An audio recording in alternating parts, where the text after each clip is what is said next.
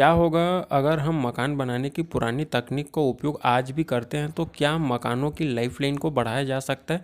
जैसा कि आप सबको पता ही है कि जो हमारे मकान बनाने की पुरानी तकनीक थी उसमें जो ज़्यादातर है उससे मंदिरों का निर्माण किया गया। और आपको पता ही है कि जो हमारे पुरातन मंदिर हैं वो हज़ारों साल बीत जाने पर भी उसी मजबूती के साथ खड़े हुए हैं। तो अगर हम उसी तकनीक को आज के मकान बनाने के तरीक़ों पर अप्लाई करते हैं तो क्या मकानों की लाइफ लाइन बढ़ाई जा सकती है। आज के इस वीडियो का हमारा टॉपिक यही है। तो चलिए वीडियो को स्टार्ट करते हैं। अगर आप हमारे चैनल पर नए हैं तो चैनल को सब्सक्राइब करें, बेल आइकन हिट करें और अगर वीडियो में दी गई जानकारी आपको पसंद आती है तो वीडियो को लाइक ज़रूर करें। देखिए, जैसा कि आप सभी जानते हैं कि आज के ज़माने में जो मकान बनाए जाते हैं उनकी जो लाइफ लाइन है वो बहुत ही कम होती है। अब देखिए, इसमें बहुत सारे फॉल्ट हो सकते हैं, जैसे कॉन्ट्रैक्टर का ठीक तरीके से काम ना करना, माल का रेशियो आपका बराबर ना डालना या फिर ना मिलाना। ऐसे बहुत से कारण सामने निकल कर आते हैं। लेकिन जो पुराने मंदिर जिन्हें बनाए जाते थे उनके हम बेसिक तरीके के बारे में बात करने वाले हैं कि आखिर क्या कारण था कि ये मंदिर जो है इतने लंबे समय तक के टिके रहते थे। और दूसरी बात हम इसमें ये जानेंगे कि क्या हम मकान को इस तरीके से बना सकते हैं कि वो कम से कम 200 से 300 साल तक के उसमें हमें कोई भी मेंटेनेंस देखने को ना मिले। तो चलिए हम हमारे वीडियो के मेन मुद्दे की तरफ बढ़ते हैं। देखिए, इसमें सबसे पहला काम आता है वो है नीम का, यानी कि आज के ज़माने में हम जिसे प्लिंथ बीम बोलते हैं। मंदिरों को बनाने की टेक्निक ये थी कि उसमें जो है नेव भरने का काम किया जाता था। अब इससे होता क्या था कि जब हम नेव भरते हैं, आपने देखा होगा कि पहले जो है मकान को बनाने के लिए जो नीम भरी जाती थी उसमें पत्थरों का इस्तेमाल किया जाता था।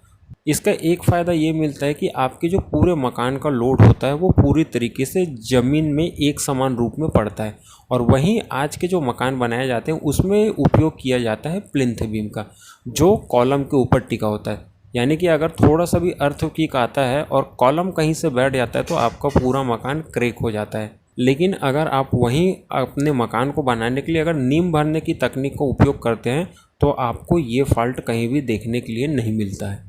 अब बात करते हैं मंदिरों को बनाने के लिए जो दूसरा तरीका उपयोग किया जाता था वो है लॉकिंग सिस्टम का। तो देखिए, लॉकिंग सिस्टम वो होता है जिसमें एक पत्थर को या फिर एक ईंट को फंसाने के लिए दूसरी ईंट को इस प्रकार तराशा जाता था कि जो पहले वाली ईंट है वो दूसरी ईंट में जाकर फंस जाए। इसमें होता ये था कि इसमें आपको किसी भी मोटार का उपयोग नहीं करना पड़ता था।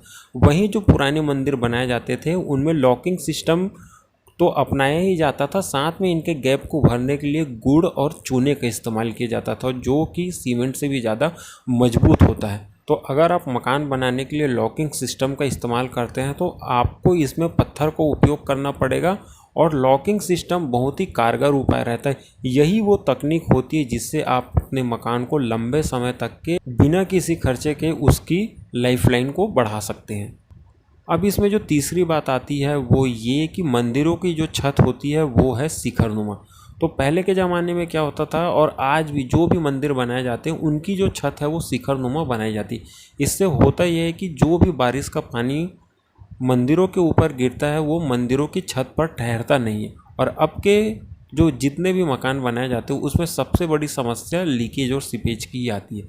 यहाँ पे होता क्या है कि जब हम हमारी छत की कास्टिंग करवाते हैं तो अगर उसमें किसी भी कारण से पानी जो है हमारी छत पर बैठता है तो वह धीरे धीरे जो है अपने मकान के अंदर आने लगता है और सीड़न और लीकेज की समस्या आने लगती है। अगर वहीं हम अपने छत को बनाने के लिए अगर शिखरनुमा स्लैब का इस्तेमाल करते हैं या फिर अपने छत को 45 डिग्री के एंगल पर डालते हैं तो इससे जो बारिश का जो भी पानी होता है वो हमारी छतों पर ठहरता नहीं है और आप अपने जो छत की लाइफलाइन है उसे कम से कम 50 साल के लिए और ज़्यादा बढ़ा सकते हैं। तो ये कुछ पुराने तरीके थे। अगर आप इनको अपने मकान में अपनाते हैं तो आप अपने मकान की लाइफ को आज भी तकरीबन 100 से 150 साल तक के ले जा सकते हैं। बस इसमें आपको एक प्रॉब्लम ये होती है कि अगर आप इन तरीक़ों को अपनाते हैं तो आपको इसमें पैसे ज़्यादा वेस्ट करने पड़ते हैं और आपको इन कामों के लिए समय भी थोड़ा सा ज़्यादा देना पड़ता है। तो आज के लिए इस वीडियो में बस इतना ही। उम्मीद करते हैं वीडियो आपको पसंद आया होगा। चैनल पर नए हैं तो चैनल को सब्सक्राइब करें,